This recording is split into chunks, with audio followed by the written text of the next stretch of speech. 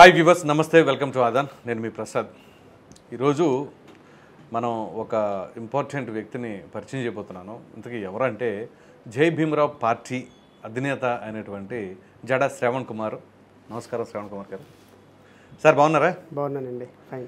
మొత్తానికి 2024 ఎన్నికల్లో మీ పార్టీ ఎన్నికల్లో పార్టిసిపేషన్కి రెడీగా ఉందంటారా?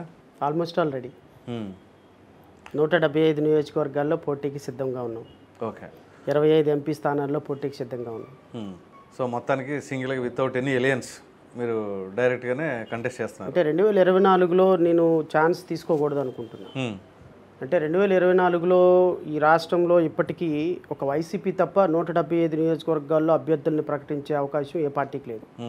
బీజేపీ, జనసేన ఎన్డీఏలో ఉన్నాయి. అవును.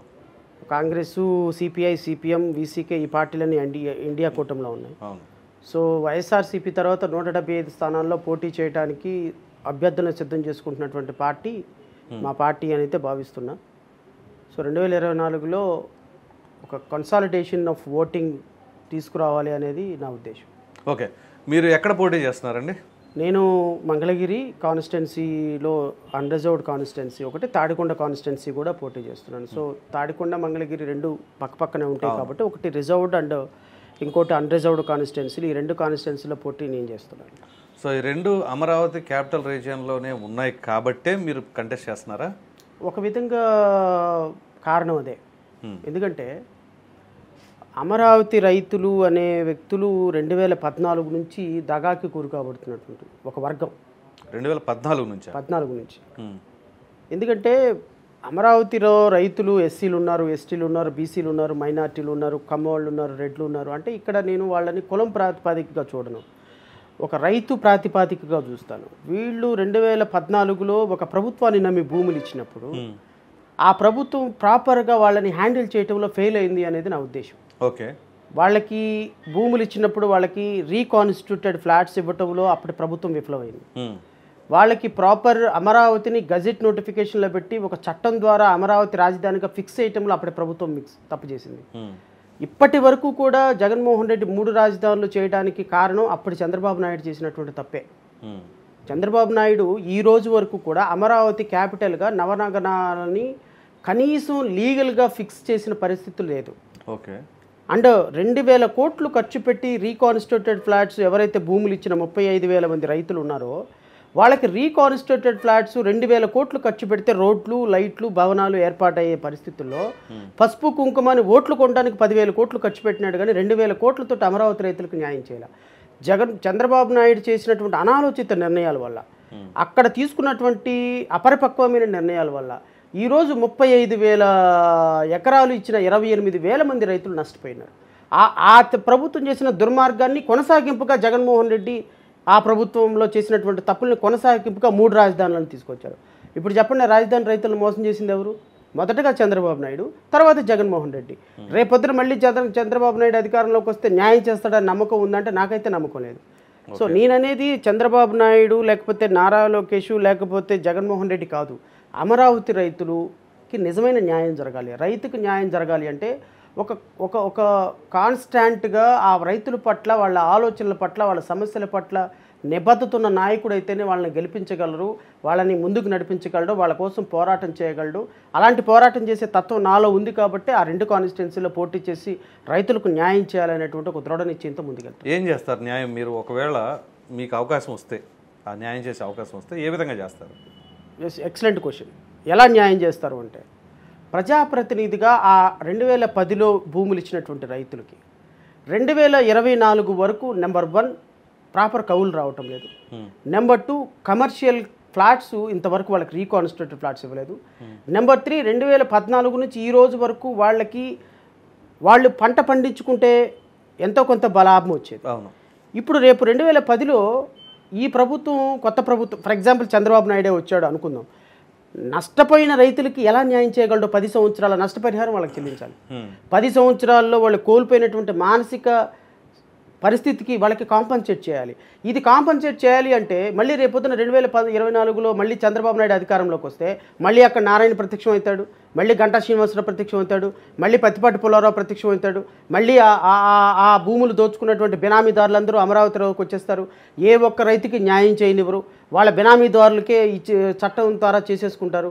సో నిజమైన నిరుపేద రైతుకి అకరం పావకరం ఇచ్చిన రైతుకి న్యాయం జరగాలి అంటే అక్కడ వాళ్ళ ప్రజాప్రతినిధిగా అసెంబ్లీలో వాళ్ళ వాయిస్ వినిపించగలగాలి సార్.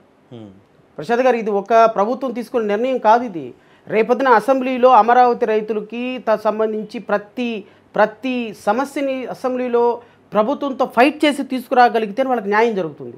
లేకపోతే ఒక పాలసీ డెసిషన్ తీసుకొని ప్రభుత్వం అమరావతి రైతుల మీద రుద్దేస్తే దెర్ ఇస్ నో యూస్ కదా.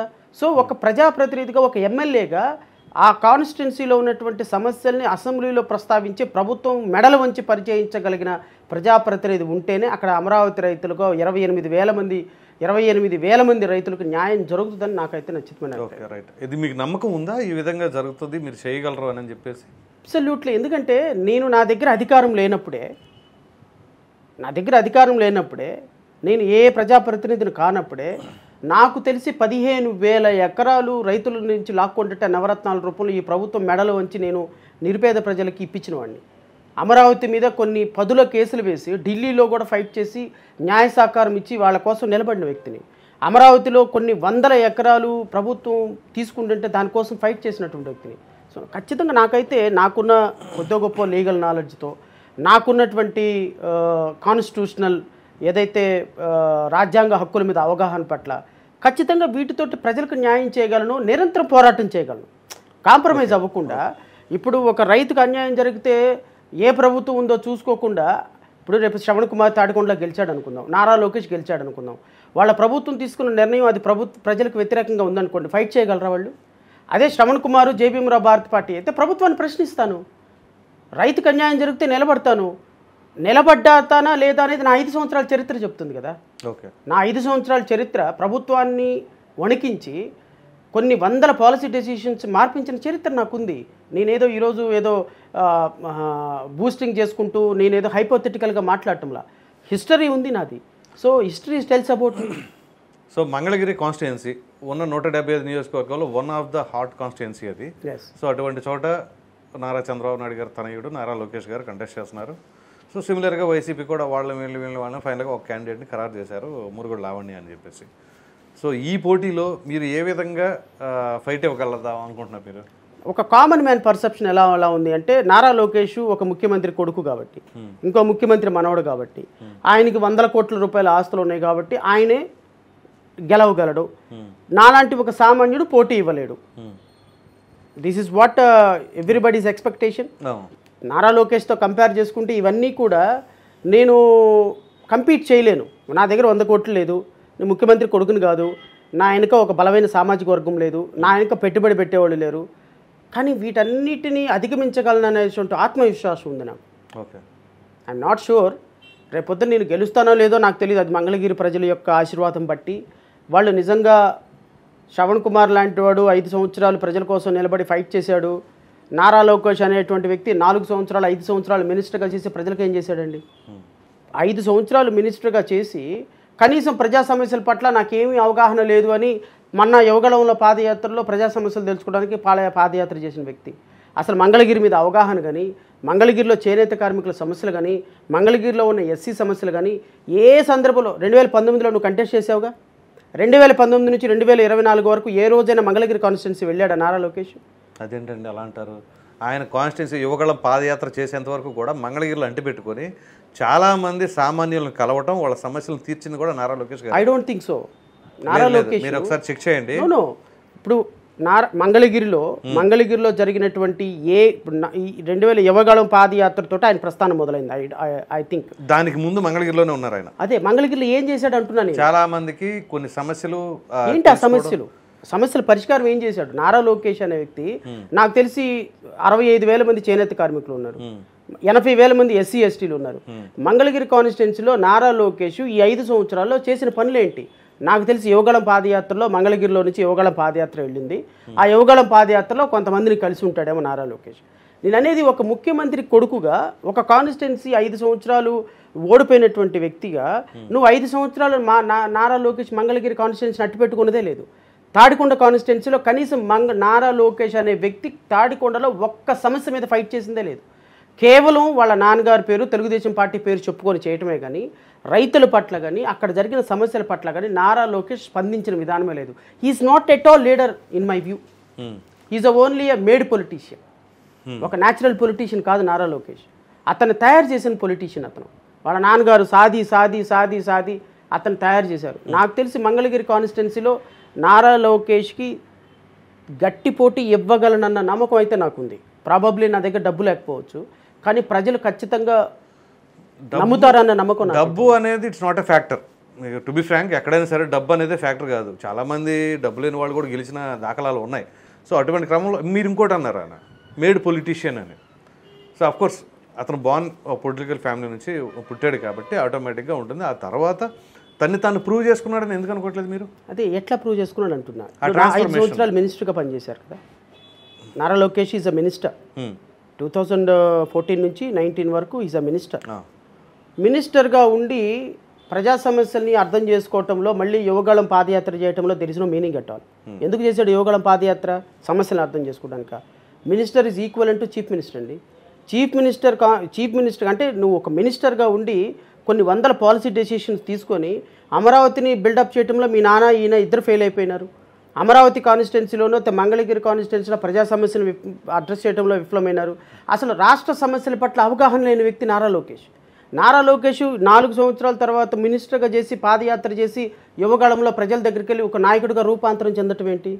నాయకుడిగా ప్రజా యువగళం తర్వాత ఆయన ఒక వ్యవస్థను అర్థం చేసుకునే పరిస్థితి రావటం ఏంటి? సో ఓకే, వాట్ ఎవర్ పాస్ట్లో ఆయన మినిస్టర్గా చేశారు, సరే అప్పుడు అవగాహన లేదు అని మీరు చెప్పిన దాని ప్రకారమే. దాని తర్వాత ఆయన ట్రాన్స్ఫార్మ్ చేసుకునే అవకాశం కోసం చూసుకొని చేశారు. నేను అంటాం ఏంటంటే ప్రశాంత్, ఇప్పుడు నారా లోకేష్ లీడరా లేకపోతే ట్రాన్స్ఫార్మ్ చేసుకున్నాడా లేదా అనేది అది ఒక వ్యక్తిగతమైనటువంటి కాదు. ఎందుకంటే మీ ఇద్దరి మధ్య కాంపిటీషన్ ఉంటుంది అంటున్నారు కదా, అందు గురించి నేను అడుగుతున్నాను. నారా లోకేష్ ట్రాన్స్ఫార్మ్ అయ్యాడా, లీడర్ అవుతాడా లేదా అని ప్రజలు ఖచ్చితంగా డిసైడ్. నాకు సంబంధించినంత వరకు రేపొద్దు నిజంగానే ఆయన లీడర్గా ట్రాన్స్ఫార్మ్ అయ్యారు, మాకు న్యాయం చేయగలుగుతారు అన్నప్పుడు ఖచ్చితంగా ఆయన ఎన్నుకుంటారు. ఎన్నుకున్నప్పుడు ప్రజాస్వామ్యంలో ఆయనే లీడర్ అయిపోతాడు.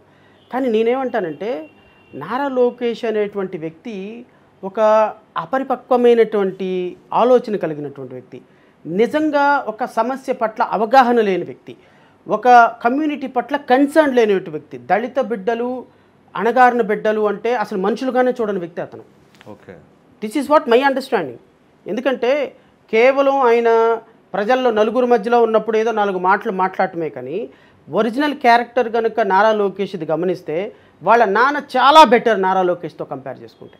సో నారా లోకేష్ అనేటువంటి వ్యక్తికి ఒక రాజకీయాలని కమర్షియలైజ్డ్ చేసి చూడటమే తప్ప నారా లోకేష్ అనే వ్యక్తికి ఒక పీపుల్స్ పర్సెప్షన్లో నుంచి ఆలోచించి ఇది వీళ్ళు దళిత వర్గాలు, వీళ్ళకి అణగారిన వర్గాలు, వీళ్ళు బహుజన వర్గాలు, వీళ్ళు బలహీన వర్గాలు, వీళ్ళకి మనం ఒక కాన్స్టిట్యూషనల్ స్పిరిట్తో న్యాయం చేయాలి అనేటువంటి ఆలోచన లేదు. ఇప్పుడు మంగళగిరిలో కూడా రేపొద్దున ఆయన గెలిచిన తర్వాత ఏ వర్గానికి న్యాయం చేసే ఆలోచన ఆయనకు ఉండదు, న్యాయం చేస్తాడని నేను అనుకుంటాను. సో మంగళగిరిలో ఫైట్ ఎవరెవరి మధ్య ఉంటుందంటారు మీరు? సార్, ఫైటింగ్ బిట్వీన్ అవకాశవాదులకి రాజ్యాంగవాదులకి బిట్వీన్ పోరాటం. ఎవరో ఆత్మగౌరవానికి అవకాశవాదానికి పోరాటం. అవకాశవాదులు ఎవరెవరు? చంద్రబాబు నాయుడు, నారా లోకేష్, ఇంకెవరు వేరే ఎవరు లేరు. What about YCP? YCP also. YCP కూడా తెలుగుదేశం తర్వాత ఆ స్థాయిలో ముద్దాయిగా నుంచుని అమరావతి మంగళగిరి ప్రజల దగ్గర ముద్దాయిగా నుంచోవాల్సినటువంటి వైఎస్ఆర్సీపీ కూడా ఓటు అడిగే హక్కు లేదు అంటా నేను. ఏకాడికి చంద్రబాబు నాయుడు లోకేష్ అని టార్గెట్ చేస్తున్నారు కానీ వైసీపీ గురించి ఎక్కడ కూడా ప్రస్తావన తీసుకురావట్లా. అబ్సల్యూట్లీ ఈ రాష్ట్రానికి అరిష్టం జగన్మోహన్ రెడ్డి. ఈ రాష్ట్రానికి, ఈ ప్రజలకి, ఎస్సీ ఎస్టీలకి, బడుగు బలహీన వర్గాలకి తూట్లు పొడిచి వాళ్ళ ద్వారా రాజ్యాధికారం సాధించి వాళ్ళ సమాధుల మీద మేడలు కట్టినటువంటి వ్యక్తి జగన్మోహన్ రెడ్డి. జగన్మోహన్ రెడ్డితో సహా వైఎస్ఆర్సీపీకి రాష్ట్రంలో ఏ వర్గాలని ఓటు అడిగే హక్కు లేదు, అది డౌటే లేదు అందులో. ఈ 4 సంవత్సరాల 9 నెలలు నా పోరాటం వైఎస్ఆర్ కాంగ్రెస్ పార్టీ మీద ఎప్పటికీ అదే మాట మీద ఉంటాను. వైఎస్ఆర్ కాంగ్రెస్ పార్టీ ఈ రాష్ట్రంలో పరిపాలించడానికి ఒక్కరోజు కూడా అర్హత లేదు. At the same time one must remember, Jaganmohan Reddy తప్పు చేశాడు కదా అని మళ్ళీ ఎన్డీఏకి ప్రభుత్వానికి అధికారం ఇచ్చేటువంటి వ్యవస్థను మళ్ళీ మేము ఒప్పుకోం. ఈ బూర్జువా పార్టీల యొక్క ఆలోచన విధానానికి ప్రజలు బలైపోవటం మేము ఒప్పుకోం. 2014 నుంచి 19 వరకు దుర్మార్గంగా పరిపాలన చేశారు కదా అనే కదా అండి వైఎస్ఆర్సీ తెలుగుదేశం ప్రభుత్వం చేసిందనే కదా 23 సీట్లు ఇచ్చి ఈయనకి మళ్ళీ 151 సీట్లు ఇచ్చింది. మళ్ళీ ఈయన దుర్మార్గంగా పరిపాలన చేశాడని మళ్ళీ 23 సీట్లు ఇచ్చినట్టు వ్యక్తులు తీసుకొచ్చి కూర్చోబెడతారా? అంటే పెనంలో నుంచి పొయ్యి మీదలో నుంచి పెనమేనా? ఆల్టర్నేటివ్ వద్దా ఈ దేశంలో, ఈ రాష్ట్రంలో ఆల్టర్నేటివ్ వద్దా? అది పబ్లిక్ దే విల్ డిసైడ్ అండి. నో, నేను అదే చెప్తున్నాను. మీరు నేను కాదు కదా డిసైడ్ చేయాల్సింది, public will decide. I'm appealing public. నేను ప్రజలను అపీల్ చేస్తున్నా, ప్రజలని కోరుతున్నా, మీరు ఒక్కసారి ఆలోచించమంటున్నా.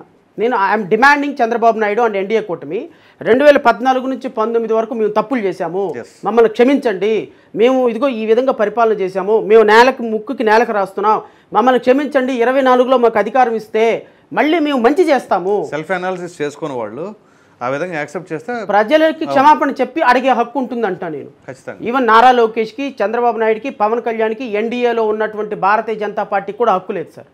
ఎందుకంటే 14 నుంచి 19 వరకు ఈ రాష్ట్రానికి అన్యాయం చేశారు కాబట్టి ప్రజలు వాళ్ళని మెచ్చలా. మరి ఇప్పుడు వాళ్ళలో వచ్చిన మార్పు ఏంటి? సో మీరు ఇందాక ఒక మాట అన్నారు, నారా లోకేష్ గారు దళితుల పట్ల కానీ కొంత చిన్న చూపుతూ ఉంటారు, వాళ్ళ నాన్నగారి కంటే ఇంకా దారుణం అది అని చెప్పేసి అన్నారు. మరి జగన్మోహన్ రెడ్డి గారి వైఖరి ఎట్లా ఉంటుంది అదే ఈ సామాజిక వర్గాల పట్ల? ఇప్పుడు నోటుతో ఎక్కిరిచ్చేవాడు కంటే నొసులతో ఎక్కిరిచ్చేవాడు బెటర్ అని, దళిత బిడ్డలకు సంబంధించి బహుజన బిడ్డల వరకు సంబంధించి నారా లోకేష్ తెలుగుదేశం పార్టీ అవలంబించిన విధానాల కంటే జగన్మోహన్ రెడ్డి అవలంబించిన విధానాలు ఇంకా దారుణం సార్. ఒక నారా లోకేష్ తెలుగుదేశం పార్టీలో ఎన్డీఏలో 14 నుంచి 19 వరకు జరిగిన పోరాటంలో ఒక ఎస్సీ ఎస్టీల నిధులు మళ్లించారు, దళిత బిడ్డల్ని వెంటాడి చంపించేశారు, కొద్దో గొప్ప ఆర్థికపరమైనటువంటి పథకాలు మాత్రం అమలు చేశారు ఈ దళిత బిడ్డలకు. అంటే కంపేర్ టు జగన్మోహన్ రెడ్డితో పోల్చుకుంటే చంద్రబాబు నాయుడు దళిత బిడ్డలకి బహుజన బిడ్డలకు చేసింది ఒక 20% ఫార్ బెటర్గా ఉంది. జగన్మోహన్ రెడ్డి అంటే ఎలా ఉంటుందంటే నమ్మితేనే కదా నీ మోసం చేయగలిగేది అని ఒక సిద్ధాంతం ఉంది. చంద్రబాబు నాయుడు అసలు ఏమీ చేయలా, నాకు తెలిసి 17.3% ఎస్సీ ఎస్టీ ఫండ్స్ని అతను ట్రాన్స్ఫర్ చేశాడు వేరే పథకాలకి. CAG also fine fault. So అది హైకోర్టులో పిటిషన్ వేసాము, అది దాని కథ జరుగుతుంది. జగన్మోహన్ రెడ్డిని బాగా నమ్మారు ఎస్సీ ఎస్టీ ప్రజలు. నమ్మిన ప్రజల్ని జగన్మోహన్ రెడ్డి నట్టేట ముంచేశాడు, కత్తితో గొంతు కోసేశాడు. పథకాలు రద్దు కానీ, దారుణాలు చేయటం కానీ, ఎస్సీ ఎస్టీలని కొట్టి చంపేయటం కానీ, వీళ్ళందరూ చేసినట్టు జగన్మోహన్ రెడ్డి చేసిన దుర్మార్గాలన్నింటినీ తెలుగుదేశం ప్రభుత్వం తెలివిగా క్యాష్ చేసుకొని ఈ బిడ్డలకు న్యాయం చేయకుండా వాళ్ళని పబ్లిసిటీ చేసేసింది. సో ఇప్పుడు మీరు షేక్ దస్తగిరి పులివెందుల్లో అతను కంటెస్ట్ చేయబోతున్నాడు మీ పార్టీ తరపు నుంచి కదా అభ్యర్థిగా. సో మీరు ఎలక్షన్స్ ఇప్పుడు ఈ సమయంలో 175 నియోజకవర్గాలు మీకు అభ్యర్థులు ఉన్నారు కాబట్టి మీరు క్యాంపెయినింగ్కి వెళ్తారుగా? వెళ్తాను సార్. సో వెళ్ళినప్పుడు ఒక్కొక్క కాన్స్టిట్యున్సీలో ఒక్కొక్క దాని మీద ఎజెండాగా తీసుకొని మీరు స్పీచ్ ఇస్తారు, పబ్లిక్కి అడ్రస్ చేస్తూ. సో మీకు అక్కడ తీసుకోబోతున్న ఎజెండా ఏంటి అక్కడ పులివెందుల్లో?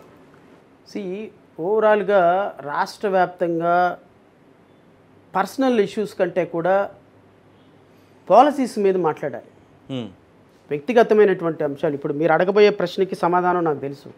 దస్తగిరిని మీరు ఏ విధంగా ప్రమోట్ చేస్తారు, దస్తగిరి అక్కడ అభ్యర్థిగా మీరు ఏ విధంగా ప్రచారం చేస్తారు అని. నేను దస్తగిరిని ఒక వ్యక్తిగా చూడనండి, దస్తగిరి ఒక విక్టిమ్గా చూస్తాను. అదే దస్తగిరి ఈజ్ అ విక్టిమ్. విక్టిమ్కి ప్రొటెక్షన్ ఇవ్వాల్సిన బాధ్యత మీకు నాకు అందరికీ ఉంటుంది. కసబు ముంబైలో మిషన్ గన్ ఓపెన్ చేస్తే 100 మందిని చంపేశారు. బట్ కసబుని వెళ్ళి గొంతు కోసేస్తామా? గొంతు కోసేయలేం కదా. ఈ దేశంలో అంబేద్కర్ రాసిన రాజ్యాంగంలో ఒక న్యాయ వ్యవస్థ ఉంది, న్యాయ వ్యవస్థ everything should be on according with the law. Dastagiri తప్పు చేసినప్పుడు లేకపోతే కసబు తప్పు చేసినప్పుడు మరణ శిక్ష కోర్టు విధించాలి. అప్పటి వరకు ఆ వ్యక్తికి బతికే హక్కు ఉంది, గుర్తుపెట్టుకోండి. One should protect, it's right to life and article 21 is a fundamental right. దస్తగిరిని చంపేస్తాము అని జగన్మోహన్ రెడ్డి అంటే ఊరుకుంటామా? అంటే నేను అనేది ఇప్పుడు ఇతను బాధితుడు కాబట్టి ఆ బాధితుడి గురించి మీరు పబ్లిక్ అడ్రస్ చేయాలి కదా. ఖచ్చితంగా చేస్తాను. అది అప్పుడు ఖచ్చితంగా దాని గురించి మెన్షన్ చేయకుండా మీరు మాట్లాడలేరు. ఖచ్చితంగా తెలుగుదేశం వైఎస్ఆర్ కాంగ్రెస్ పార్టీ పాములుగా వాడుకొని ఆ కోడికత్తి సీన్ని వాడుకొని, వాడు దళితుడు అబ్బాయి, ఇతనేమో ముస్లిము. అంటే మీరు అధికారంలో రావడానికి పాములుగా ఉపయోగపడేది బలహీన వర్గాల, మీరు అధికారం ఎక్కిన తర్వాత ఏమో చంపేసేది వీళ్ళనా? అంటే మీకు మీ ఎజెండాలో ఫిక్స్ అవడానికి మా పిల్లలు కావాలా, మా పిల్లల భవిష్యత్తులో భుగ్యం కావాలా అనేది నా పాయింట్.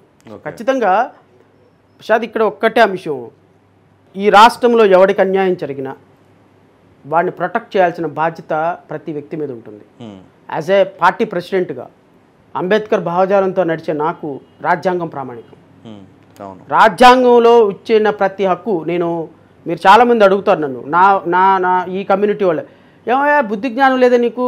రమేష్ కుమార్ కమ్మోడికి జగన్మోహన్ రెడ్డి అన్యాయం చేస్తే నువ్వు కమ్మోడికి వ్యతిరేకంగా ఫేవర్గా మాట్లాడతావేంటి టీవీల్లో?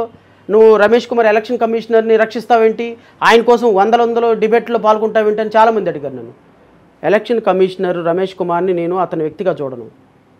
Is a institution, is an institution. Election commission లాంటి వ్యవస్థలో, రాజ్యాంగ వ్యవస్థలో ఆ ఇన్స్టిట్యూషన్ కాపాడుకోకపోతే there is no meaning for constitution. జడ్జిల మీద దాడులు జరిగినప్పుడు, జడ్జిల మీద ఓల్డ్ ట్యాపులు జరిగినప్పుడు నీకేం పని? అమరావతి రైతులు చాలామంది కమ్మోళ్ళు ఉన్నారు, నీకేం పని? ఎన్వి రమణ మీద దాడి చేస్తే కమ్మోడు అతని మీద లెటర్ రాస్తే నువ్వేంటి జగన్మోహన్ రెడ్డిని తిడతావేంటి? నువ్వు ఎస్సీవేనా? అసలు నువ్వు మాలవుడివేనా? నువ్వు జగన్మోహన్ రెడ్డిని తిడతావేంటి? మనోడైతే కమ్మోడికి జరిగితే అన్యాయం. ఇక్కడ ఎస్సీ ఎస్టీ కమ్మ కాదండి, కాన్స్టిట్యూషన్. అదే నేను వ్యవస్థ ఇక్కడ మనకు రాష్ట్రంలో ఉన్న దరిద్రం ఏంటంటే ఏ చిన్న విషయం ఉన్నా దాని కమ్యూనిటీకి లింక్ చేసే మాట్లాడుతూ ఉంటాను. నేను అదే చెప్తున్నా. ఇక్కడ నేను రైతుల కోసం మాట్లాడినా, ఎన్వి రమణ కోసం మాట్లాడినా, రమేష్ కుమార్ కోసం మాట్లాడినా, రాష్ట్రంలో సుధాకర్ కోసం మాట్లాడినా, అబ్దుల్ సలాం కుటుంబం కోసం ఎంత దూరమైనా వెళ్ళాను.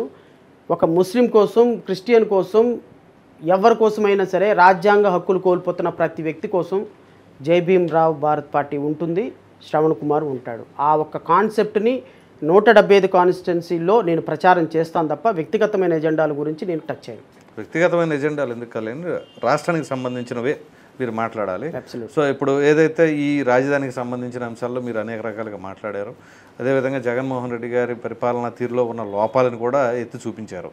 సో అసలు మిమ్మల్ని ఒక లీడర్గా పబ్లిక్ గుర్తించారా? అంటే అది లీడర్గా ఒక పబ్లిక్ గుర్తించాలి అంటే ప్రామాణికాలు లేవు. ఇప్పుడు నా పక్కన ఉన్న ఒకడు వచ్చి అన్న నువ్వు నా లీడర్ అన్నాడు అనుకో, అతని దృష్టిలో నేను లీడర్ని. Leader is all about a quality అండి. ప్రాబబ్లీ నా వెనక ఇప్పుడు 100 మంది ఉండొచ్చు, మీ వెనక 1,00,000 మంది ఉండొచ్చు, ఇంకొకళ్ళ వెనక 10 లక్షల మంది ఉండొచ్చు. So it is all about a qualities, not about quantity. నేను తెలుగుదేశం పార్టీ ప్రభుత్వ వ్యతిరేకతని బంగారుపల్లిలో పెట్టి తెలుగుదేశం పార్టీకి తీసుకెళ్ళిచ్చిన. తెలుగుదేశం పార్టీ మాలాంటి వ్యక్తుల యొక్క వాయిస్ వల్ల ఈరోజు ప్రభుత్వ వ్యతిరేకత న్యూట్రల్ పీపుల్లో డిస్కస్ చేసుకునే స్థాయికి వచ్చింది. నిన్నగాక మొన్న తెలుగుదేశం పార్టీ నాయకులు పవన్ కళ్యాణ్ ఈ రాష్ట్రంలో ఆధార్ కార్డు మార్చుకున్నారు. నిన్నగాక మొన్న తెలుగుదేశం చంద్రబాబు నాయుడు, నారా లోకేష్ ఈ రాష్ట్రంలోకి వచ్చారు. కరోనా సమయంలో కనీసం ముఖం కూడా చూపించలేదు. పవన్ కళ్యాణ్ అనేటువంటి వ్యక్తి ఈ రాష్ట్రంలో కనీసం ఆధార్ కార్డు కూడా లేదు. పవన్ కళ్యాణ్ అనే వ్యక్తికి కనీసం గట్టిగా పట్టుమని వారం రోజులు ఈ రాష్ట్రంలో స్టే చేయలేదు. ఈరోజు ఆయన వచ్చి ప్రధానమంత్రి, ఎన్డీఏ కూటమి, కనకదుర్గమ్మ ఆశీస్సులు, తిరుపతి వెంకటేశ్వర స్వామి ఆశీస్సులు అని చెప్తున్నాడు. సో ఈ రాష్ట్ర ప్రజలను మోసం చేయడానికి వాళ్ళు లీడర్లు అయినప్పుడు ఈ రాష్ట్ర ప్రజల కోసం నిజంగా నిలబడి ప్రాణాలకు తెగించి నా భార్య పిల్లలకు పెట్టాల్సిన డబ్బులు తీసుకొచ్చి ప్రజలకు ఖర్చు పెట్టి ఈరోజు ప్రభుత్వంతో ఇంత పోరాటం చేసిన శ్రవణ్ కుమార్ లీడర్ కాదా అవునా ప్రజలు డిసైడ్ చేస్తారు. Who am I to say? ఇప్పుడు మీరు పవన్ కళ్యాణ్ గారు ప్రస్తావన తీసుకొచ్చారు కాబట్టి పవన్ కళ్యాణ్ గారు తన సొంత డబ్బుని తను సంపాదించుకున్న దాన్ని ఎవరైతే కౌలు రైతులు ఉన్నారో ఆత్మహత్య చేసుకున్న వాళ్ళకి తనే పెంచాడు కదండి. చాలా సమస్యల మీద పోరాడారు కదండి. ఏ సమస్యల మీద పోరాడారు చెప్పండి. ఉద్దాన సమస్య బయట తీసుకొచ్చింది ఎప్పుడు? 2019లో చంద్రబాబు ఎప్పుడైనా కానీ అసలు సమస్యలు తీసుకొచ్చారు కదా. దాని తర్వాత ఆంధ్రప్రదేశ్లో ఉన్న రోడ్ల సమస్య, ఆ రోడ్లకు సంబంధించి జన సైనికులు వాళ్ళు చేసిన పోరాటాలు ఆ తర్వాత వెలుగులోకి వచ్చినాయి కదా. ఆయన రాజమండ్రి వెళ్తానంటే అప్పటికప్పుడు నైట్కి నైట్ రోడ్లు వేసిన దాఖలాలు ఉన్నాయి కదా. మరి ఇంకా అట్లాంటివన్నీ తీసుకొచ్చారు కదా సమస్యలు బయటికి. ఇప్పుడు పవన్ కళ్యాణ్ చేసిన పోరాటం చేయమని చెప్తే మీరు ఒకటేమో 2019లో ప్రభుత్వంలో చేసిన పోరాటం ఒకటి చెప్పారు, 2019 నుంచి 24లో వరకు ప్రభుత్వం పరిపాలించిన దాంట్లో రెండో సమస్య చెప్పారు. ఇంకోటి చెప్పమంటారా? చెప్పండి. FOA సంస్థ ఏంటది? FOA వాలంటీర్ వ్యవస్థలో అసలు వాలంటీర్ వ్యవస్థ మీద ఆయన చెప్పిన మాటకి నిలబడి ఉన్నాడా? ఆయన ఏం కామెంట్ చేశాడు? ఈ దేశంలో ఈ రాష్ట్రంలో 30,000 మంది ఆడపడుచుల అన్యాయానికి కారణం మాయమైపోవడానికి కారణం వాలంటీర్లు అన్నారు. ఏం యాక్షన్ తీసుకున్నాడు వాళ్ళ మీద? కేంద్ర హోంశాఖ పక్కనే ఉంటుందిగా. ప్రధానమంత్రి పవన్ అని పిలిచే స్థాయిలో నీకుందిగా. What action you have taken? Did you filed any public interest litigation? వాలంటీర్ల వ్యవస్థ మీద మీరు చెప్పిన మాటకి నిలబడి ఉన్నారా? ఆ 30,000 మంది ఆడపడుచుల పరిస్థితి ఏంటి? ఎంతమంది ట్రాక్ అయ్యారో మీకు పట్టుకున్నారా? వాళ్ళ మీద ఎవరైతే డేటా మిస్ అవుతుందో దాని మీద యాక్షన్ తీసుకున్నారా? వారాహి యాత్రలో మీరు చేసిన ఏ కామెంట్ మీద సీరియస్ యాక్షన్ ఉందా? అది కరెక్టా రాంగ్ అంటారా? Absolutely wrong. Pawan Kalyan immatured statement. Pawan కళ్యాణ్కి పరిపక్వత లేని స్టేట్మెంట్. ఒకరోజు ఒక స్టేట్మెంట్, ఒక గంటకు ఇంకో స్టేట్మెంట్. అది ఓకేనండి. నేను అనేది ఆ FOA గురించి ఆయన చేసిన అబ్సల్యూట్లీ రాంగ్ అండి. అది నిజమే కరెక్టే అయితే ఆయన ఎప్పుడో ఫైట్ చేసేవాడు. అవగాహన లేని ఇది ఒకరోజు. సో FOA సంస్థకి వాలంటీర్ వ్యవస్థకి సంబంధం లేదు. అబ్సల్యూట్లీ. అసలు ఈయన చేసిన ఎలిగేషన్కి అసలు దానికి సంబంధం లేదు. నువ్వు సబ్సిక్వెంట్ డెవలప్మెంట్స్ ఏంటో తెలుసుకోకుండా FIR మిస్సింగ్ కంప్లైంట్ అవ్వగానే దానంతటికి వాలంటీర్ కారణమని ఒక ఇమ్మెచ్యూర్డ్ స్టేట్మెంట్ చేసి దాని మీద నిలబడ్డావా? ఈ స్టేట్లో రోడ్ల సమస్య, అది కూడా జన సైనికులు వెళ్ళి అక్కడక్కడ ప్యాచెస్ వేశారు తప్ప ఈ రాష్ట్రంలో నిరుద్యోగ సమస్య ఉంది, జాబ్ క్యాలెండర్లు ఉంది, ఈ రాష్ట్రంలో ఫీజుల పెంపుదల ఉంది, ప్రైవేట్ అడైడెడ్ ఎడ్యుకేషన్ ఉంది, ఈ రాష్ట్రంలో దళిత సమస్యలు ఉన్నాయి, కొన్ని 100 మంది పిల్లలను కొట్టేశారు, ఈ రాష్ట్రంలో SC ST సప్లై నిధుల డైవర్షన్ ఉంది, ఈ రాష్ట్రంలో టీచర్స్కి ప్రాపర్ ఫెసిలిటీస్ లేక టీచర్స్కి PRC ఇంప్లిమెంటేషన్ లేదు, ఈ రాష్ట్రంలో అవుట్సోర్సింగ్ ఎంప్లాయీస్ 10 లక్షల మందిని ఉద్యోగాలు రెగ్యులరైజ్ చేస్తానని చెప్పాడు, ఈ రాష్ట్రంలో స్థిరీకరణ నిధి ఏర్పాటు చేస్తానన్నాడు, స్వామినాథన్ కమిటీ రిపోర్ట్ అమలుపరిచి రైతులకు న్యాయం చేస్తానన్నాడు. ఈ రాష్ట్రంలో 100 సమస్యల మీద ఒక్క సమస్య మీద స్పందించలేదు పవన్ కళ్యాణ్. హౌ ఈ could be consider as a leader? అది పబ్లిక్ ఎన్నిసార్లు వచ్చారు ఆంధ్రప్రదేశ్ రాష్ట్రానికి? హైదరాబాద్ నుంచి ఎన్నిసార్లు వచ్చారు సార్? మీరు ఇందాక ఒక మాట కూడా అన్నారు, మీరు చాలా ఇష్యూస్ మీద ఫైట్ చేసి బంగారుపాలెంలో తీసుకెళ్ళి టీడీపీకి ఇచ్చాను అని చెప్పేసి. సో అక్కడ టీడీపీ, జనసేన, బీజేపీ ముగ్గురు అలయన్స్లో ఉన్నారు కదా. సో ఇప్పుడు ఏదైతే మీరు ఫైట్ చేశానన్నారో ఆ సమయంలో మీరు టీడీపీతో ఎందుకని కోఆర్డినేట్ చేసుకొని ఫైట్ చేయలేదు గవర్నమెంట్ పైన? లేదండి. ఇప్పుడు కోఆర్డినేషన్ అంటే what does it mean? What kind of a coordination is required? మీరందరూ కలిసి పబ్లిక్ కోసం. మీకు ఒక మాట చెప్తాను సార్. నేను 2019 నుంచి ఫైట్ చేసేటప్పుడు చంద్రబాబు నాయుడుని ఒక్కసారి కలిశాను సార్. నేను పర్సనల్గా కలిశాను. కుప్పం ఆయన వెళ్ళినప్పుడు ఆయన మీద దాడి జరిగింది. అప్పుడు ప్రజాస్వామ్య పరిరక్షణ వేదిక ఒకటి ఏర్పాటు చేస్తున్నాను, పవన్ కళ్యాణ్ మీద దాడులు జరుగుతున్నాయి, నేను అమరావతి వెళ్తానంటే నన్ను ఆపారు, నన్ను అరెస్ట్ చేశారు. శ్రవణ్ కుమార్ మీద దాడులు జరుగుతున్నాయి, రామకృష్ణ గారి మీద దాడులు జరుగుతున్నాయి, శ్రీనివాసరావు గారి మీద దాడులు జరుగుతున్నాయి, నా మీద దాడి జరిగిందని ప్రతిపక్షాలు అన్నీ కలిపి ప్రజాస్వామ్య పరిరక్షణ వేదిక ఒకటి పెడతానని చంద్రబాబు నాయుడు అనౌన్స్ చేశారు. దాంట్లో నన్ను కూడా ఆహ్వానించారు. నేను I was about a convener of particular, లీగల్గా మీకు చాలా సిస్టమ్ నాలెడ్జ్ ఉందండి, మీరు కన్వీనర్ అయితే బాగుంటుందని ప్రపోజ్ చేసినప్పుడు నేను చంద్రబాబు నాయుడు గారిని వ్యక్తిగతంగా కలిశాను. మంచి ప్రయత్నం ఇది. As a president of JBM party నేను ఐఎమ్ వెల్కమింగ్ ఇట్ సార్. నేను మీ మీద జరిగిన దాడి, మీ కాన్స్టిట్యున్సీకి మీరు వెళ్ళటంలో మీ మీద జరిగిన దాడిని నేను ఖండిస్తున్నా. ఇలాంటి ప్రభుత్వం ఉండకూడదు, మనం కలిసికట్టుగా ఒక ప్రజాస్వామ్య వేదిక ఏర్పాటు చేసి ఫైట్ చేద్దామని చెప్పా. నేను, అచ్చెన్నాయుడు అండ్ ఇప్పుడు రాజమండ్రి మన టికెట్ ఇచ్చారు కదా, మన కాదండి మన తెలుగు జనసేనలో టికెట్ ఇచ్చారు కదా అతను, కందులు దుర్గేష్ గారు, మేము అందరం కలిసి హోటల్ ఐలాపురంలో చాలా పెద్ద మీటింగ్ పెట్టాం. నేను I was sitting in dais, నా పక్కన అచ్చెన్నాయుడు గారు, ఆ పక్కన కందులు దుర్గేష్, మేమందరం కూడా కలిసి ఒక మీటింగ్ పెట్టాము. ప్రజాస్వామ్యబద్ధంగా కొన్ని 100 అంశాల మీద ఫైట్ చేసాం. తెలుగుదేశం పార్టీ నేను కలిసి ఫైట్ చేసాం. సో ఆ సందర్భంలో ఒక ప్రతిపక్ష పార్టీగా, అంటే తెలుగుదేశం ప్రభుత్వం అంత మెకానిజం నా దగ్గర లేకపోవచ్చు, కానీ తెలుగుదేశం పార్టీ 45 సంవత్సరాల చరిత్ర ఉన్న పార్టీ, అది వాళ్ళ స్థాయిలో వాళ్ళు చేశారు. కానీ యాజ్ అన్ ఇండివిజువల్గా నేను ఆ పార్టీతో ఈక్వల్గా చేశాను. ప్రభుత్వ వ్యతిరేకతని ప్రజల దగ్గరికి తీసుకొని వెళ్ళి ప్రభుత్వం చేసే తప్పుల్ని చూపించడంలో నా పాత్ర నేను పోషించా. ఆ పాత్ర మీద వాళ్ళకి గౌరవం లేక, ఆ పాత్ర మీద వాళ్ళకి నమ్మకం లేక, ఎవడైనా సరే వాళ్ళతో మేము రాజకీయంగా కలిసి ప్రయాణం చేయాలి అంటే వాళ్ళకు స్థాయి ఉండాలి, వాళ్ళకు కొంత డబ్బు ఉండాలి, సో వీళ్ళతో కలిస్తే మనకు ఉపయోగం ఉండాలని ఆలోచించేటువంటి పార్టీలు కాబట్టి రాజకీయంగా కలిసి పనిచేయటం.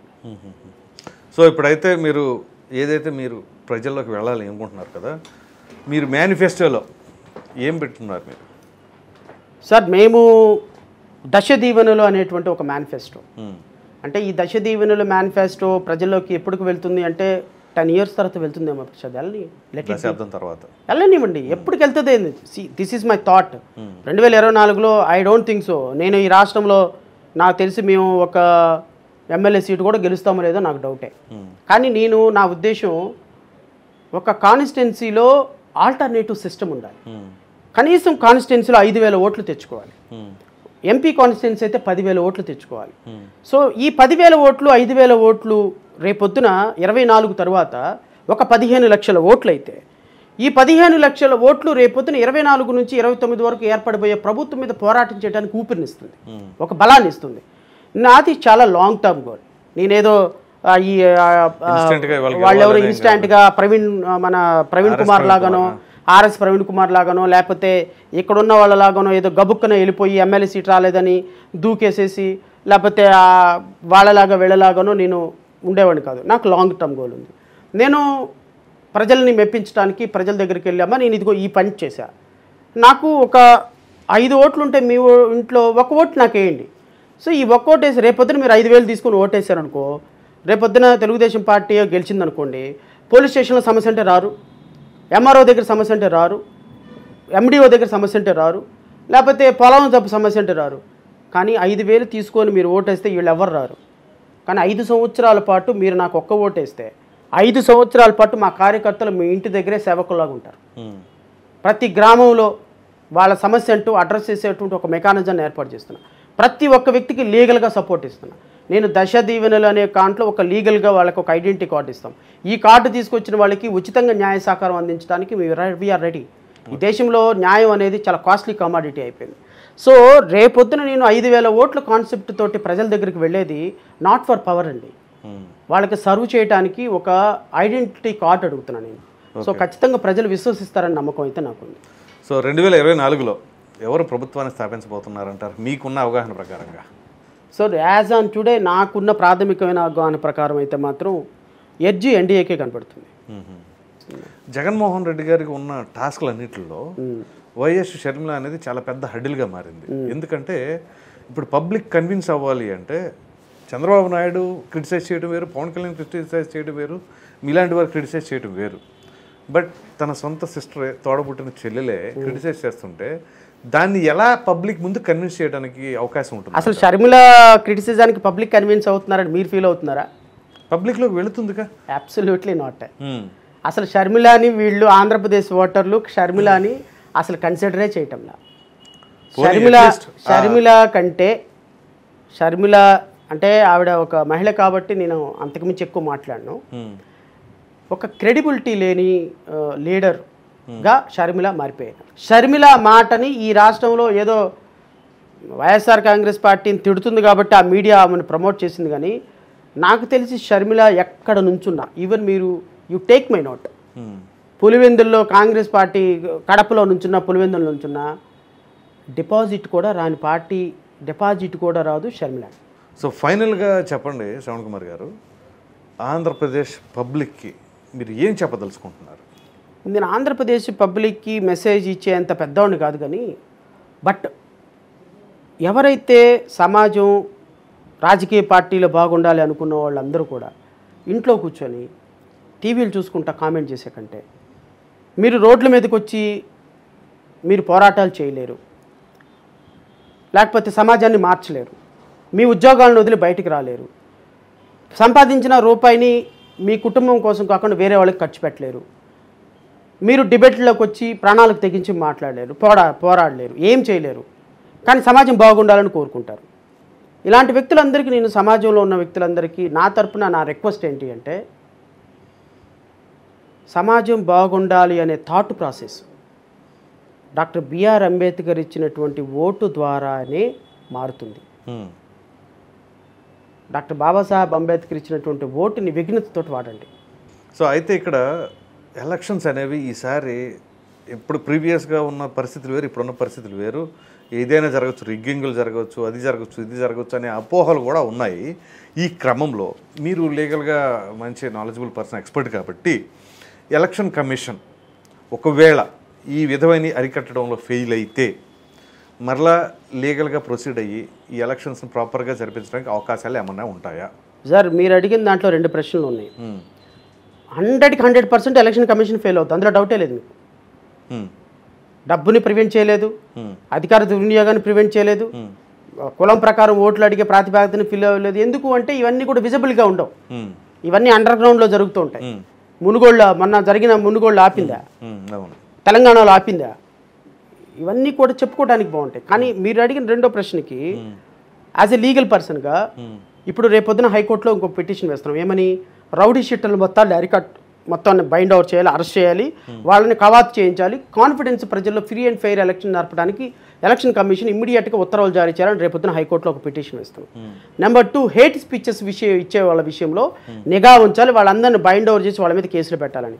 రాబోయే 52 రోజులు అయితే 53 రోజులు అయితే ఉందో, ఈ 53 రోజుల్లో ప్రతి నిమిషం ప్రతి క్షణం ఎలక్షన్ కమిషన్ విజిలెంట్గా ఉండి పని చేయించడానికి హైకోర్టులో 25 నుంచి 30 రిట్ పిటిషన్లు వేయడానికి మేము సిద్ధంగా ఉన్నాం.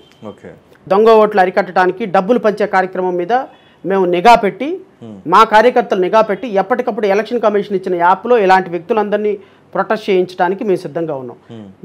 నా ఉద్దేశం ఎలక్షన్లో డబ్బులు పంచకుండా కనీసం 1% అయినా నేను నిరోధించగలగాలి నా కార్యకర్తల ద్వారా అనేది నా కోరిక. ఖచ్చితంగా ఎలక్షన్ కమిషన్ ఈ విషయంలో ప్రెజర్ చేస్తాం. మేము 25 నుంచి 30 రిట్ పిటిషన్లు వేయడానికి సిద్ధపడ్డాం. ఖచ్చితంగా న్యాయస్థానాల త్రూ జ్యుడిషియల్ ప్రాసెస్ ద్వారా ఎలక్షన్ కమిషన్ కొంచెం అలర్ట్ చేయడానికి, రాజకీయ పార్టీలని కొంచెం న్యాయపరంగా ఏదో జరుగుతుందని వాళ్ళని కొంచెం భయపెట్టడానికి కొంచెం తగ్గి, మరి ఓపెన్గా తప్పులు చేయకుండా కొంచెం అండర్ గ్రౌండ్లో తప్పులు చేసే కార్యక్రమానికి ఒక సిస్టమ్ని ఏర్పాటు చేసే పద్ధతిలో నేనైతే ఐఎమ్ వెరీ షూర్ మా కార్యకర్తలు ఎవరైతే ఉన్నారో ప్రతి కార్యకర్తలు ప్రతి కాన్స్టిట్యున్సీలో ఎవరెవరైతే డబ్బులు పంచే అవకాశం ఉంది అని ఫీల్ అవుతారో వాళ్ళ ఇంటి ముందు ఒక 10-20 మంది మొబైల్లు పెట్టుకొని తిరగమని మా పార్టీ కార్యకర్తలకి మేమంతా కూడా చేస్తున్నాం.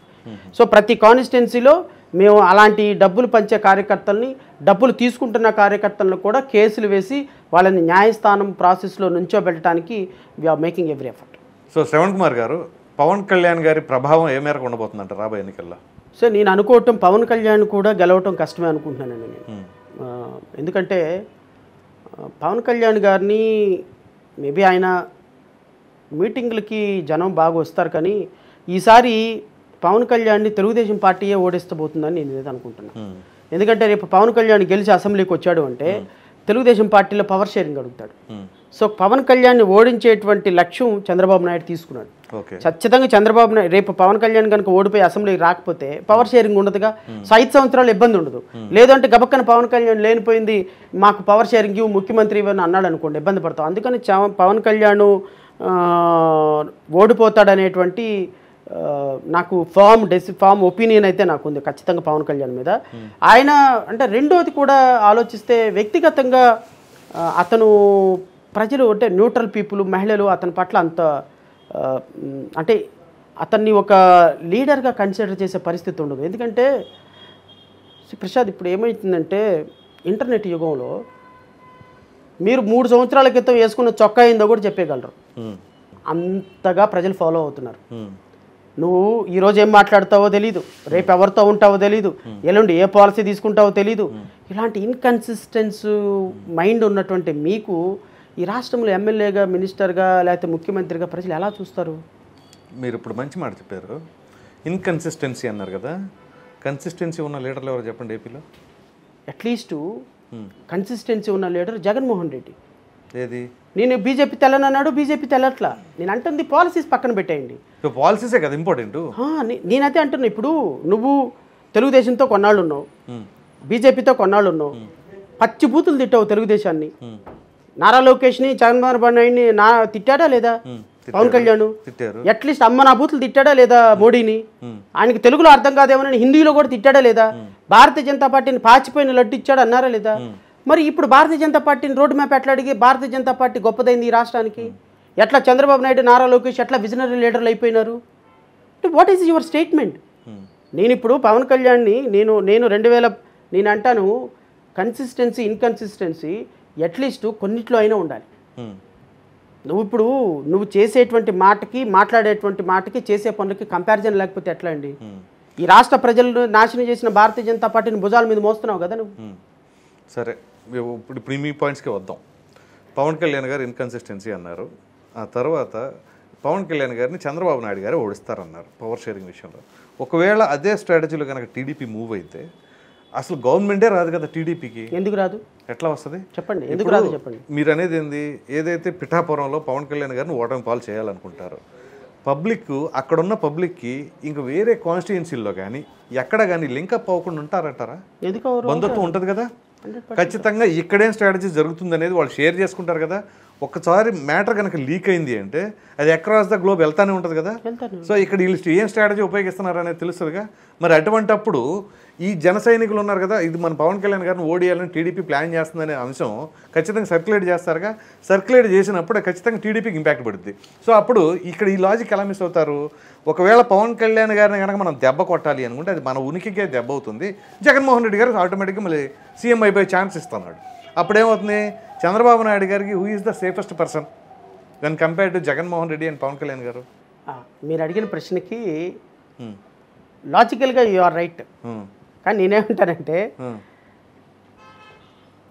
చంద్రబాబు నాయుడు పాలిటిక్స్ ఇంకొక 50 సంవత్సరాలు పడుతుంది పవన్ కళ్యాణ్ నేర్చుకోవటానికి. ఎందుకంటే in your opinion, my opinion, Pawan కళ్యాణ్ని 100కి 100% ఓడిస్తాడు. అది పవన్ కళ్యాణ్ కూడా తెలియదు. అసలు నన్ను ఓడిస్తున్నాడు అన్న సంగతి కూడా పవన్ కళ్యాణ్కి తెలియదు. వీడియో చూసిన తర్వాత తెలుసుద్దేమో. ఇట్లాంటి వీడియోలు కొన్ని వందలు మాట్లాడాం. మనం మాట్లాడే వీడియో వాళ్ళు ఎందుకు చూస్తారు? లేకపోతే మనం మాట్లాడే వీడియో వాళ్ళకి విజన్లోకి వెళ్ళిపోతే వాళ్ళ పరిస్థితి ఎప్పుడో బాగుండేది. నాలాంటి వ్యక్తులు మాట్లాడేదానికి అంత ఇంపార్టెన్స్ ఇవ్వరు వాళ్ళు. వాళ్ళు అనుకున్నదే వాళ్ళు భారతీయ జనతా పార్టీతో కలవాలనుకున్నారు, కలిశారు. పవన్ కళ్యాణ్తో కలవాలనుకున్నారు, కలిశారు. వాళ్ళ విజన్స్ వేరు, వాళ్ళ పాలిటిక్స్ వేరు. బట్ పాయింట్కి వస్తే పవన్ కళ్యాణ్ గారు అనేటువంటి వ్యక్తి రేపు 2024లో తెలుగుదేశం పార్టీ ఓడిపోతే 24 గంటల పార్టీ క్లోజ్ అవుతుంది. భారతీయ జనతా పార్టీ ఈ రాష్ట్రంలోకి ప్రతిపక్ష హోదాలోకి వస్తుంది. పవన్ కళ్యాణ్ పార్టీని మెర్జ్ చేసేసి భారతీయ జనతా పార్టీలోకి వెళ్ళిపోతారు. తెలుగుదేశం పార్టీలో ఉన్న టాప్ లీడర్స్ అందరూ భారతీయ జనతా పార్టీలోకి వెళ్ళిపోతారు. ఇప్పుడు రెండో అంశంకి వస్తే పవన్ కళ్యాణ్ ఓడిపోవటం తెలుగుదేశానికి అవసరం. పవన్ కళ్యాణ్ ఓటమి ఖచ్చితంగా జరిగి తీరుతుంది. దానికి పబ్లిక్గా వచ్చి ఇదిగో మీరు పవన్ కళ్యాణ్ ఓడించండి, మీరు పవన్ కళ్యాణ్ ఓడించండి అని చెప్పాల్సిన అవసరం లేదు. పవన్ కళ్యాణ్ అనేటువంటి వ్యక్తి ఓటు ట్రాన్స్ఫర్ అవ్వకుండా కింద పార్టీ కార్యకర్తలకి చేయాల్సినటువంటి కార్యక్రమం. ఇప్పుడు రవివర్మ ఉన్నారు, అతను సపోర్ట్ చేయనన్నాడు. అతను చంద్రబాబు నాయుడు పిలిచి మాట్లాడారు. ఇతను వెళ్ళి రేపొద్దున సపోర్ట్ చేశాడు. ఇతను రేపొద్దున ఆయన వెళ్ళే ప్రచారానికి ఈయనకి వెళ్ళకుండా మెదలకుండా కూర్చొని మనోళ్ళు ఎవరు కొడితే ఎవరికి మీ ఆత్మానుసారం ఓటేయండి అన్నాడు అనుకో, ఏమైపోద్ది చెప్పండి? రవివర్మ అనే వ్యక్తి, పవన్ కళ్యాణ్ అనే వ్యక్తి అసలు ఏ విధంగా కంపేర్ చేస్తారు? మీరు అప్పుడు అనొచ్చు ఏది ఇదే పవన్ కళ్యాణ్ గారు ఓటింగ్ ఎంత సార్ 2019లో ఏ విధంగా వచ్చింది అని చెప్పి. పవన్ కళ్యాణ్ ఓటింగ్ ఎంత సార్ ఎప్పుడు? అప్పుడే కదా 2019 ప్రామాణిక. 2019లో 6% అండి, వాళ్ళకి 5.85 సంథింగ్ 6%. రవివర్మ ఓటింగ్ ఎంత సార్? తెలుగుదేశం ఓటింగ్ ఎంత? అదే నేను చెప్తుంది మీకు. ఇదే రవివర్మ అనే వ్యక్తి ఒక పార్టీలో ఒక అభ్యర్థి. కానీ ఇక్కడ పవన్ కళ్యాణ్ అనే వ్యక్తి 2019కి 2024కి ఎంత గ్రాఫ్ పెరిగింది? ఎంత పెరిగింది మీరు చెప్పండి. మన తెలంగాణలో పెరిగింది కదా చాలా బాగా. తెలంగాణ తిరుపతి బై ఎలక్షన్లో పెరిగింది కదా. అసలు తెలంగాణలో పవన్ కళ్యాణ్ గారు తిరుపతి బై ఎలక్షన్లో చెప్పండి, తెలుగుదేశం అను బీజేపీ అను జనసేన కలిసి పోటీ చేశారు కదా. మరి అటువంటిప్పుడు పవన్ కళ్యాణ్ గారిని టార్గెట్ చేసి ఎందుకు మాట్లాడుకుంటారు నాకు అర్థం కావట్లేదు. ఎవరు మాట్లాడుతున్నారండి? అధికార పక్షం పాల్ గురించి కూడా మాట్లాడుకుంటారు. అధికార పక్షం వాళ్ళు అండి, అధికార పక్షం వాళ్ళు మాట్లాడతారు. ఎందుకంటే అధికార పక్షానికి పని పాట లేకుండా పెంచారు ఆయన్ని.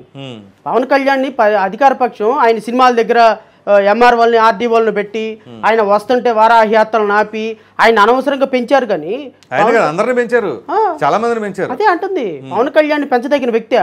What is his capacity? 2 చోట్ల ఓడిపోయినటువంటి వ్యక్తి పవన్ కళ్యాణ్.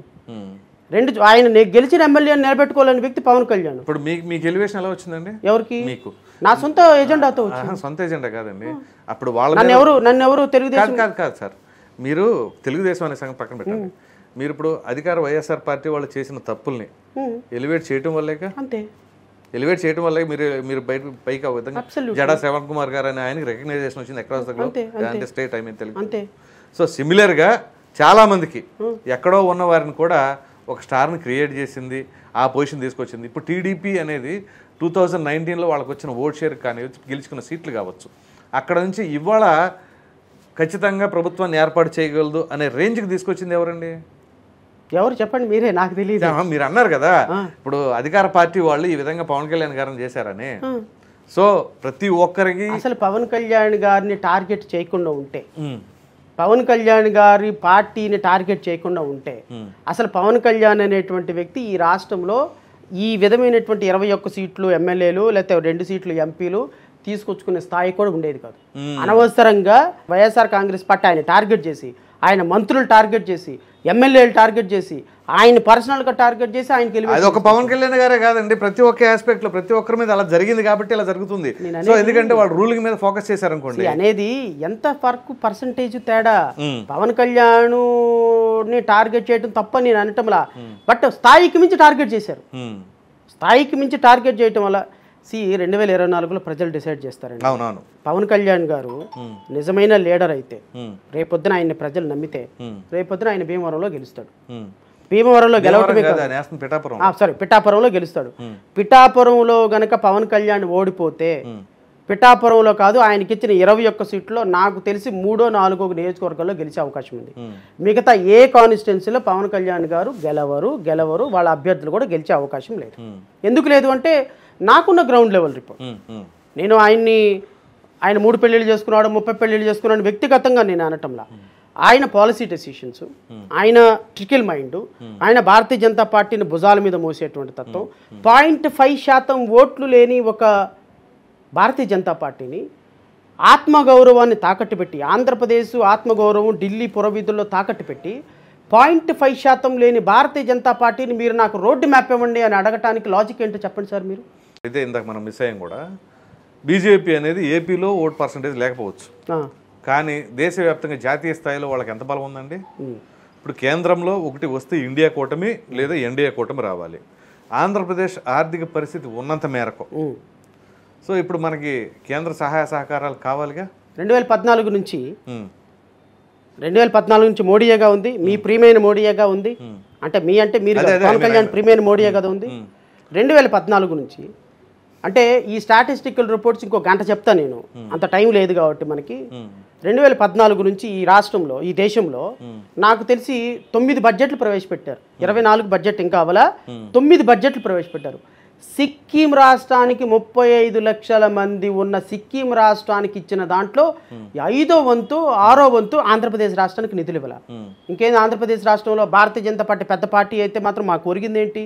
ఈ రాష్ట్రానికి 5.5 కోట్ల మంది ప్రజలకి నిధులు ఇవ్వలేదు, పోలవరం పూర్తి చేయలేదు, రైల్వే జోన్ ఇవ్వలేదు, రైల్వే స్టీల్ ప్లాంట్ ఇవ్వలేదు, వెనుకబడిన జిల్లాలకు నిధులు ఇవ్వలేదు, అమరావతిని డెవలప్ చేయలేదు, బడ్జెట్లో నిధులు ఎలాకేషన్ చేయలేదు, ఒక వందే మాత్ర రైళ్లు 2 ఇచ్చేసేసి ఈ రాష్ట్రంలో మేము దేశంలోని 300 స్థానాలు సంపాదించిన పార్టీ కాబట్టి నువ్వు మద్దతు ఇస్తావా?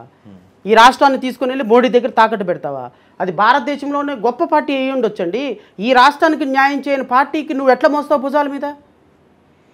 పవన్ కళ్యాణ్ దానికి ఈ రాష్ట్ర ప్రజలకు ఏం సమాధానం చెప్తారు చెప్పండి? It's not only Pawan Kalyan అండి, ఇప్పుడు ఇది జగన్మోహన్ రెడ్డి గారైనా చంద్రబాబు నాయుడు గారైనా ఎవరైనా సరే మనకున్న 25 ఎంపీ సీట్లు గంప గుర్తుగా తీసుకెళ్ళి జగన్మోహన్ రెడ్డి నిష్కృష్ట నీచ దరిద్రుడు, నో డౌట్ అబౌట్ ఇట్. ముఖ్యమంత్రి గారిని అలా మనం ముఖ్యమంత్రి అయినా కూడా ఆయన పాలసీస్లో ఈ రాష్ట్రంలో నీచమైన పరిపాలన చేసినటువంటి దుర్మార్గపు ముఖ్యమంత్రి.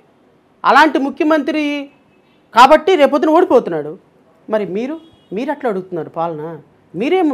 మీ క్వాలిఫికేషన్ ఏంటి? మీరు మోడీని మోస్తున్న మీరు రేపొద్దున ఈ మోడీ మళ్ళీ అన్యాయం చేస్తే ప్రజలు ఎక్కడికి వెళ్ళాలండి? 5 సంవత్సరాలు ప్రజలు ఎక్కడికి వెళ్ళాలి? ఆయనేమో 2019 నుంచి 24 వరకు ఆయన మోసం చేశాడు, మోడీ నాకు ఇవ్వలేదని ఆయన అంటున్నాడు. 24లో మళ్ళీ మీరు వస్తారు, మోడీని తీసుకొస్తారు. 2014లో తిరుపతి సాక్షిగా ఇచ్చినటువంటి ప్రత్యేక హోదా ఏమైపోయింది? మళ్ళీ ఇప్పుడంటే కనకదుర్గమ్మ ఈయనకి ఆశీస్సులు అందిస్తుందంట. ప్రసాద్ గారు ఒక్కటి మాట చెప్తా, మీరు ఈ రాష్ట్రంలో నిజాయితీగా మాట్లాడుకుంటే అందరికంటే ద్రోహి భారతీయ జనతా పార్టీ. అలాంటి భారతీయ జనతా పార్టీని మోస్తున్న పవన్ కళ్యాణ్ తెలుగుదేశం పార్టీ ఇంకా ద్రోహులు. అయితే మేము అన్ని పార్టీలను విమర్శిస్తామా? అన్ని పార్టీలను విమర్శిస్తూ మేము ఓట్లకు రావాలంటే మాకు ఆ స్థాయి లేకపోవచ్చు, కానీ నిజం అనేది మాట్లాడకపోతే, నాకు ఓటు వస్తుందా రాదా పక్కన పెట్టేయండి, నిజం అనేది మాట్లాడకపోతే అబద్ధమే రాజ్యం వెళ్తుంది. 2024లో కాదు 29, 29లో కాదు 34, 34లో కాదు 39. బట్ అల్టిమేట్లకి truth should prevail, truth shall prevail, because truth is ultimate. ఈ రాష్ట్రానికి 5 కోట్ల మంది ప్రజలకు న్యాయం చేయగలిగినటువంటి ఆలోచనతోటి ఒక వ్యక్తి మొదలు పెడితే ఆ వ్యక్తి ప్రయాణం ప్రభంజనం అవుతుంది ఒక రోజుకి. It does not mean that only ఎమ్మెల్యేలు ఎంపీలు మాత్రమే సమాజాన్ని ఇన్ఫ్లుయెన్స్ చేయగలరంటే ఎట్లా? భారతీయ జనతా పార్టీ క్లచెస్లో ఈ దేశంలో రాజ్యాంగం ఒకనాటికి తగలబెట్టబడుతుందానికి ప్రధాన కారణం తెలుగుదేశం పార్టీ, జనసేన అంటే ఆశ్చర్యపోనవసరం. సో పవన్ కళ్యాణ్ అనేటువంటి వ్యక్తికి ఈ రాష్ట్రంలో భారతీయ జనతా పార్టీని మోస్తూ ఓటు అడిగే హక్కు లేదు, లేదు, లేదు. రైట్ అండి శ్రవణ్ కుమార్ గారు, thank you so much. Thank you.